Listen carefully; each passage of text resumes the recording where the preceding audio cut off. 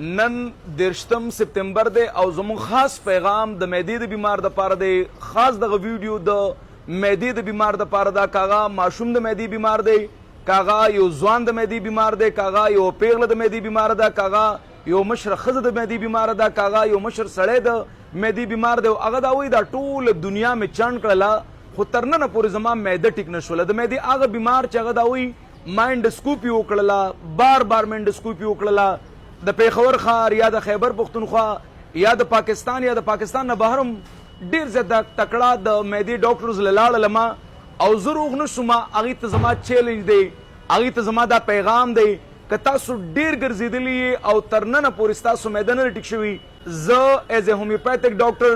دا دعوې سره ویلی شم چې د هومیوپیتي څه خاص میډیسن، د هومیوپیتي څه خاص طریقه کار سره ستاسو هغه معده چې هغه تاسو به انتها ډېر زیاتې پازاب کړي، تاسو ورته بلا حربي استعمال کړلی، ډېر تکړه ډاکټرز له لاړلی خو ستاسو د معدې مسله اواره نه شوله. چې په هغې کې د ټولو نه مین سمټم دا دی چې د معدې بیمار اکثر دا وایي زه چې خوراک وکړم په ما به انتها بوج شي او زه دا وایم چې دا خوراک مې ولې کولو. د معدې هغه بیمار چې هغه دا وایي په ما باندې اکثر اډرکي ډېر زیات لګېږي، په ما باندې اکثر اټکي ډېر زیات لګېږي. د معدې هغه بیمار چې هغه دا وایي چې کله د معدې خوراک وکړم نو د هغې نه بعد بلکل زما په دې زړه باندې ولاړ وي. د معدې هغه بیمار چې هغه دا وایي زما باندې هفته کې خامخا د معدې درد راځي، یا د معدې هغه بیمار چې هغه دا وایي زه سحر راپاسم نو د هر څه نه وړاندې پیله د معدې ګولۍ خامخا اچوم،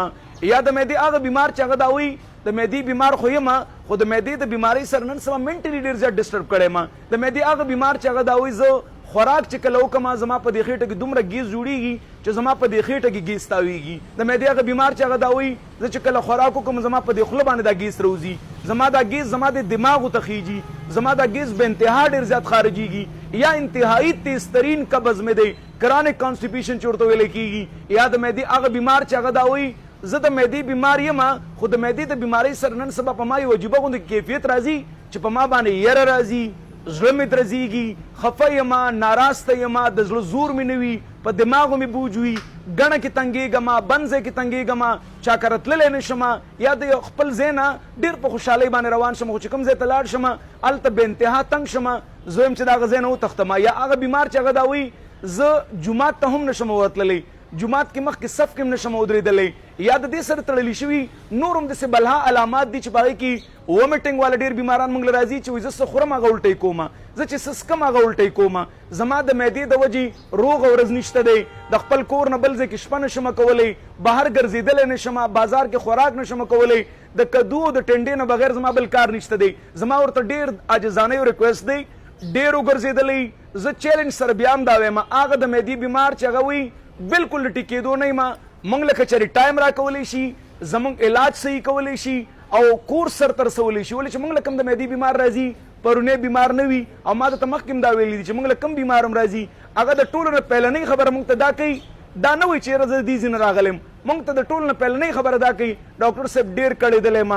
بلا ډاکټران مې کتلي دي، په سوونو په زرګونو ډاکټران مې کتلي دي، نه یم روغ شوی. ما ویل راشه دا به هم پکې وګورو. نو چې تاسو داسې قسمه بیماران یې چې کړېدلي یې نو مهرباني به دا کوئ، د دې نه معلومه دا ده چې ستاسو پرونی بیماري نه ده او نه موږ سره داسې د ویش ته دی چې تاسو له دا بیماري موږ صرف دبا وکړو او سبا در باندې بیا راشي. موږ غواړو چې ستاسو دا بیماري موږ راوباسو او ستاسو دا بیماري ختمه شي. که تاسو اوریجنل د کلاسیک هومیوپیتھک علاج سره خپله معده، دماغ او خپل وجود ټیکول غواړئ نو صرف او صرف یو ځل حیدر مومند هسپتال وزټ کوئ، زمونږ پهلنۍ 15 ورځې پرهیز وکئ، زمونږ په دوی کې پهلنۍ 15 ورځو پورې خپلې جاري ګولۍ مه بندوئ او د هغې نه بعد خپل ځان روغ واخلئ. حیدر مومند هسپتال پیښور ښار ته که تاسو راتلل غواړئ نو د ټول نه پهله به تاسو په 26 او 11 تاریخ باندې نمبر والئ او د هغې نه بعد به وزټ وکئ. انشاءالله دغه مسله چې نه اوارېږي انشاءالله په یو څو ورځو کې په یو څو میاشتو کې به ستاسو دغه مسله مکمل اوارېږي. مهرباني.